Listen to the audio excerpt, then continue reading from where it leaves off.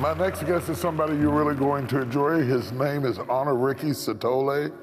He is a licensed professional counselor and a founder of Inside Fitness Professional Counseling and Life Coaching in Frisco, Texas. His philosophy is that life is an inside job and that the quality of your life mirrors your internal self. The practice was voted the face of mental health for the city in 2018 because of his fast growth and unique approach to mental health. He was featured on Good Morning Texas as a guest to discuss the importance of emotional and mental wellness in achieving goals and live a balanced, successful life. Would you clap your hands and welcome Mr. Sithole? Thank you for joining us. Oh, thank you. Yeah. That's kind of weird, but yeah, we got it. So let's take it from the top. What do you think the reason is that we go in, we get our car taken care of, we get our teeth taken care of, we get our hair taken care of, we get our nails taken care of, we get everything taken care of except for our minds? Wow, that is absolutely true. And the reason that I've noticed in practicing over 10 years for that is that there is a negative stigma that's been associated with mental health. So when people come to mental health facilities, they don't know what to expect. I see a lot of, especially husbands, when they're dragged in by wives or children, they come in and they think they're gonna get fixed because something is wrong with them. And also there is a shame annotation with mental illness. So those things I've seen, they deter people from going and getting the mental health checkups they sorely need. I see. Do you think that, particularly in the faith community, does the church add to the problem or solve the problem? Oh, yes, it does. Because what I've noticed is that with the diverse community that I work with people from different cultures and backgrounds in the church, they all come with a connotation that accepting that there is a mental health issue is a lack of faith, or that you're not being spiritual enough, or you are not believing God for the treatment. So that plays a major role in discouraging people from the spiritual environment to come to mental health facilities. Oh, wow. When you look at that, we throw our arms open. We welcome everybody to come. We inadvertently attract people with emotional problems. Absolutely. Because they're trying to medicate themselves with spirituality. Yes. But a spiritual pill doesn't necessarily solve a mental illness, does it? Yes, no, it doesn't. Because I do have, I've worked with individuals who are in church 8 days a week, because trying to make up for something that they're struggling with. What I do take time to do in practicing is to separate between the spiritual and emotional health and the mental, the physical body that the spirit or the soul is housing. Your physical body requires some type of treatment. It requires maintenance as well as your spirit does. So that kind of diminishes the philosophy that if you're hyper spiritual, then you don't need mental health treatment. I had an experience one time that helped me a lot as a pastor. I went to see a member that had a meltdown at 40,000 feet in the air. They had to land the plane. Yes. They ended up incarcerating the gentleman, putting him in prison. I flew to visit him while he was in prison. I talked to his doctor, who was a mental health specialist in a correctional facility. And she phrased it this way. She said, when are we going to allow the head to be a part of the body? Oh, no, that's really good. It was really good for me. It made it so clear to me. She said, if you're hypertensive, you take a blood pressure pill. You know, if you're diabetic, you take insulin. You don't think anything about it.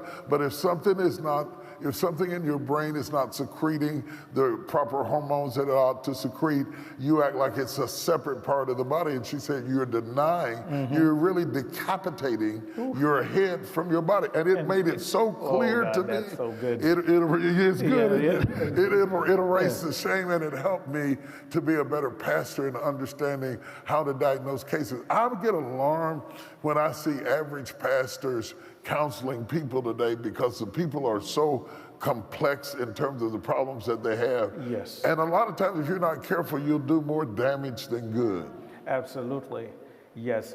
I think last week when you were preaching, you inferred to a point where you said that you know where your limitations are. Yes. You said you're a pretty good counselor, which I believe you are. Yeah. But there's a point where even in my practice where I know my limitations as a therapist, where I have to pass the client on, because the goal as a pastor or as a first responder or as a doctor, it should be the wellness and the best treatment that a client can have. Mm-hmm. And I always encourage when I'm out speaking to other therapists, or know your limitations.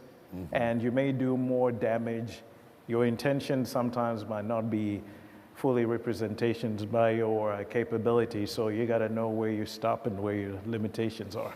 Yeah. I was reading a book, it was really fascinating, and it talked about some research that had been done on survivors of the Holocaust, that their children and their children's children had rearrangement of their DNA as a result of the trauma that their grandparents went through. Yes. And that was just mind-boggling to me. And it led to a question for African Americans who have survived the trauma of slavery.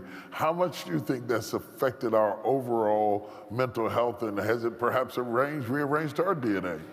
Absolutely, it has, because I've been following a study they've been doing at Harvard, and they did see that DNA is altered by a lot of trauma, a lot of stress and PTSD or things like that. During slavery, there was a lot of PTSD, a lot of stress, and a lot of problems that we're facing today. If we are really honest and accurate about those, they actually relate back to the slavery time. Because most of the things that we're struggling with in terms of, I can just say, for example, fatherlessness in homes, that can be traced back to when men were being used just to create children for slavery and leaving the home. And that's in our DNA now. Stress and frustration and anxiety and all the other factors trigger those DNA patterns if they are not addressed ahead of time. Now, having an interruption such as therapy or talking about it or a different model in the home can actually alter the course of that DNA, but if there's trauma again, it'll trigger that. So definitely, I agree with that. You know, it's funny you should bring up fatherlessness. We could talk all night about that. That's a huge trauma. Yes. When you scrape up under the surface of most of our men and many of our women too. Yes. Being raised in homes where they feel abandoned by the father has left them kind of traumatized. Can you speak to that for a moment? Yes, because it leaves everybody traumatized, because we all have deep emotional needs that we need to receive from mothers or father figures in the house. Now, when that need or that support is not fulfilled, sometimes it triggers these feelings of abandonment, worry, insecurity, doubt, fear, and even a lot of self-worth issues that now we're walking in the world feeling that something is missing from who we are. So in the end, we have individuals walking in the world looking for relief, and sometimes it might not be always in the healthiest of places. And if this happens over a lot of time, a generation can end up in a state of crisis. Crisis indeed. Yes. You know, when you, I want to ask this question when I come back. I'm going to ask Dr. Sithole about what the impact of coronavirus is having on us emotionally. All the shelves and all the stores are empty of all commerce. All the sanitation, hand washing stuff is gone. Toilet paper is gone. People are fighting at the cash register over rolls of toilet paper, something you would never see in this country. When we come back, we're going to ask him, what is all of this trauma doing to our minds, and how can we better protect our minds against the virus? We'll be right back. Comforter, comforter, comforter. When we think about the Holy Spirit, we think of him comforting like this. But in the original language, it is not comfort like this. The word is parakletos, okay? One who stands alongside to help. The comforter is help. A parakletos on the loading dock, when you got something really heavy and you can't lift it, there's an apparatus called a paraclete. The paraclete makes you able to lift stuff. that you couldn't lift because it leverages. If I tried to lift it in my own strength, I couldn't do it, and I would fail in my own strength. But if I just take a chain and hook it to the paraclete, I can pull it up easier because I got help. You see, that's what the Holy Ghost is. You better pay attention this year, because some of the stuff you're gonna grab, you're not gonna have the strength to lift. But don't give up on your vision.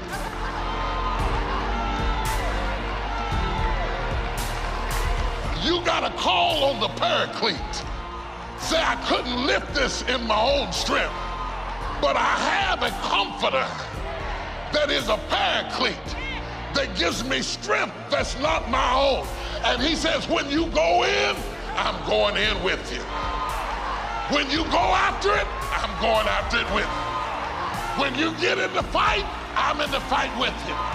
I'm gonna stand alongside you to help. And when you run out of strength, that's when I'm gonna kick in.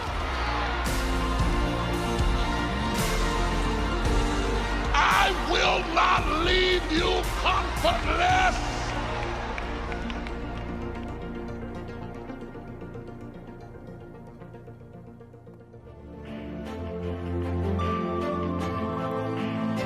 I can tell you that because this is a pandemic, there are very, very, very bright people all over the globe that are working to solve this problem.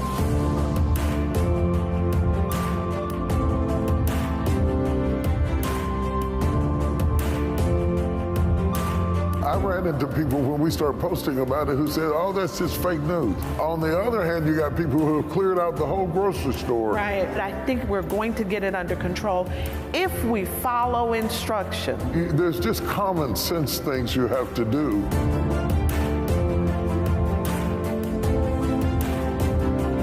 What we're trying to do is to prepare for it as rapidly as we can.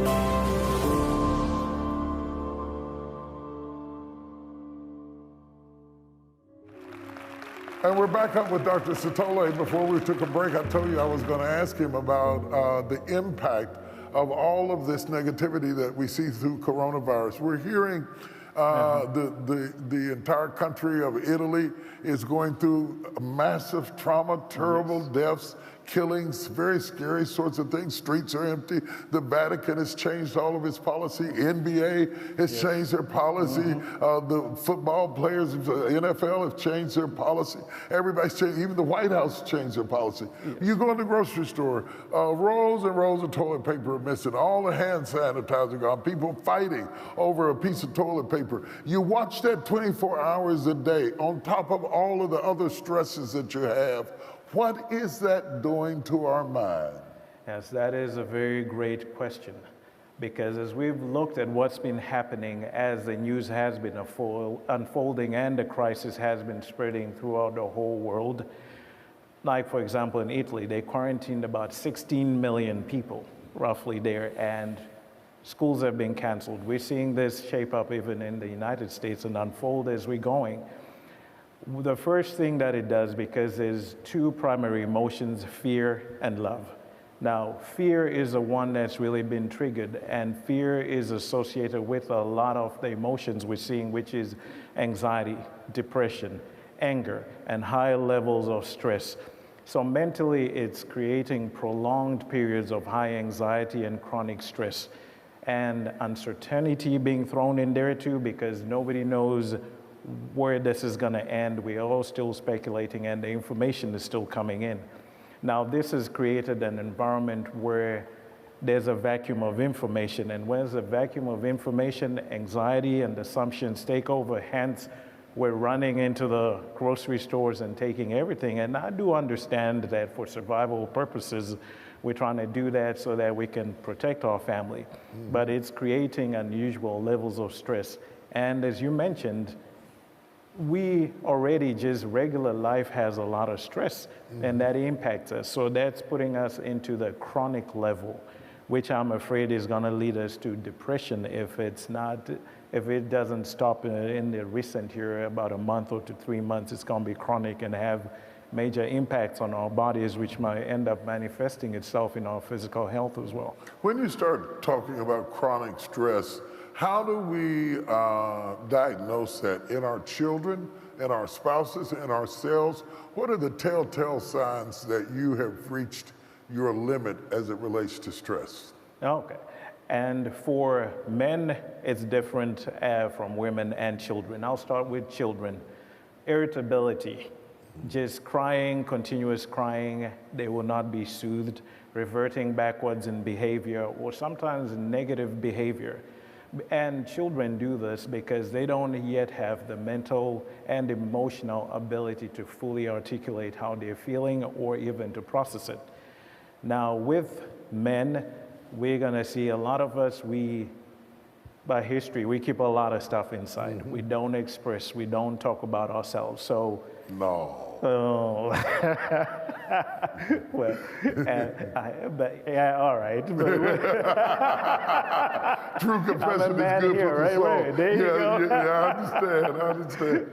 So what we tend to do is we keep it in. Now, the rule of thumb is if you're not saying it, you're acting it out. So we act out anger, irritability, sometimes withdrawing, isolation, and sometimes we disconnect. That's where now we get into substance abuse.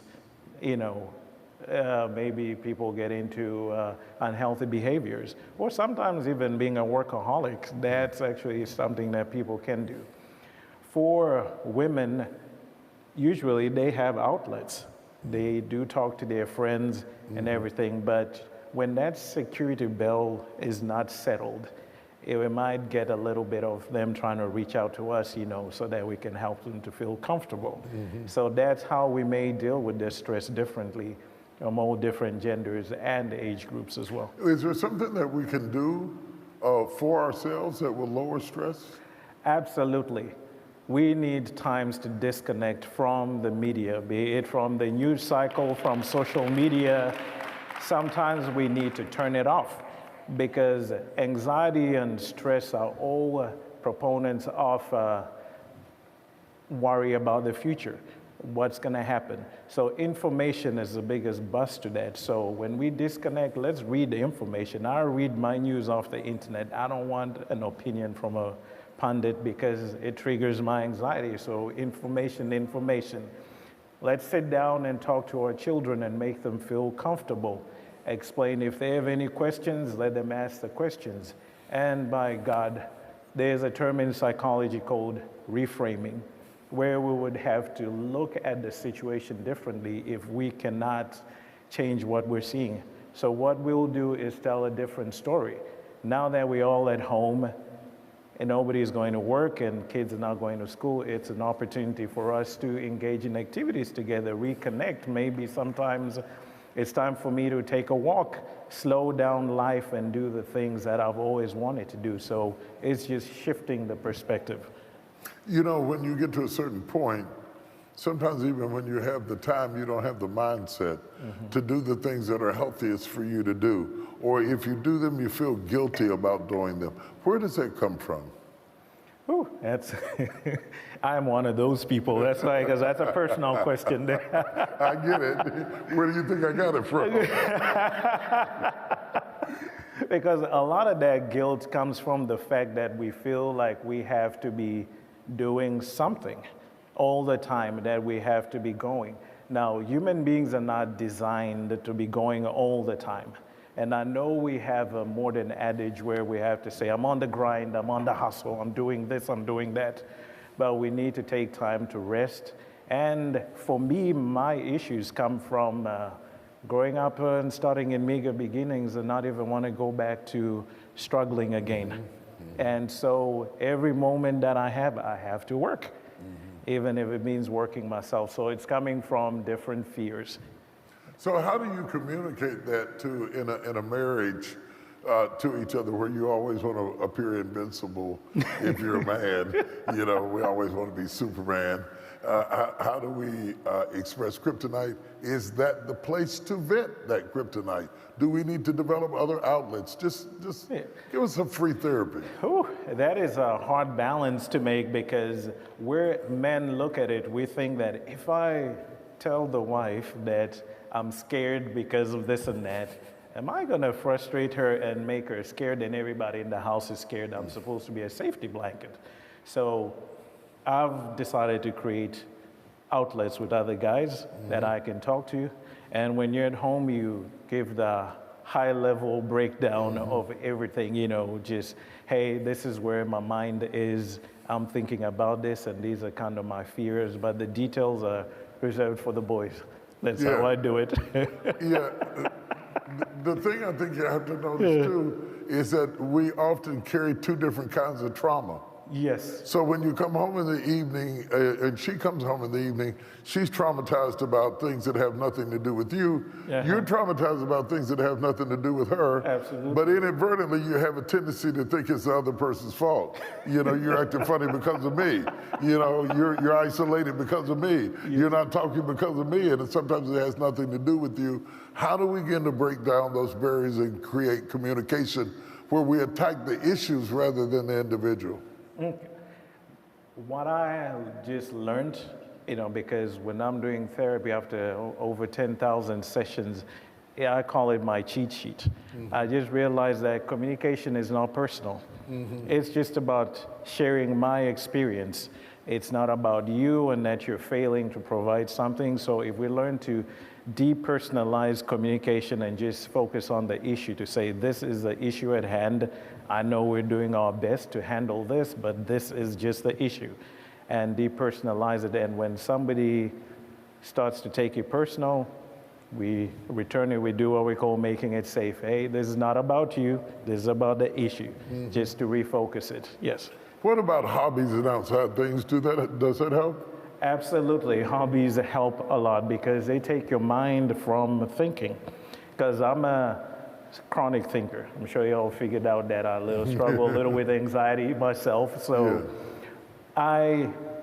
engaging in outside activities gives me the opportunity to refocus my mind on other things and to take my body from being on edge all the time and trying to solve a problem. So I always say fun, fun, fun is the greatest prescription that I can ever give somebody. And this is why God gives us talents, so we can enjoy them. Yeah, enjoy them and have some fun. Yes. I want to take you to a real serious subject. I was shocked to read the stats about suicide amongst African American children escalating at a disproportionate rate today.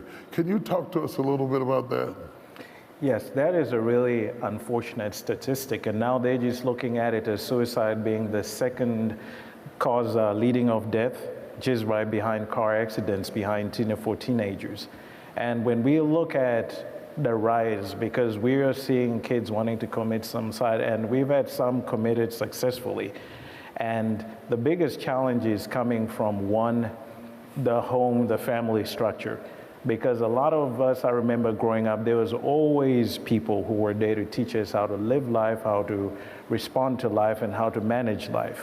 But now, because parents, we're pulled so much in many different occasions, directions, sometimes we don't always have the time to invest. So in that vacuum, enter social media, enter other influences coming, and children are dealing with higher levels of stress than ever before. Because some of the things they're dealing with, I had to wait till I was about 30 to start even dealing with it. Right. And we're talking about a 14-year-old that's exposed to everything, and they don't have the mental and emotional capacity to manage that. So that creates a crisis because kids are screaming out for help. And the only option they have, because they're hurting and they can't fully explain or articulate it, is let me just end it all. So that's what we're seeing right now. Yeah. Can you see why we need to talk about mental health in the church today? it's a real critical issue. I could really spend all day talking to you. Absolutely. But I'm not going to take advantage of you. But if you enjoyed Dr. Sithole, give him a round of applause. Thank you.